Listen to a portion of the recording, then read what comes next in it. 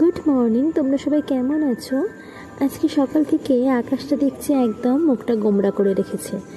আকাশের সাথে সাথে আজ আমারও শরীরটা খুব একটা ভালো নেই। সকাল থেকে খুব জ্বর এসছে।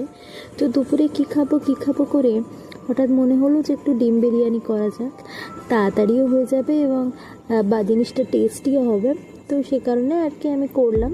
তো বিরিয়ানি কম বেশি সবারই মোটামুটি খুবই পছন্দের। আমার তো মারাত্মক ভালো লাগে ডিম বিরিয়ানি।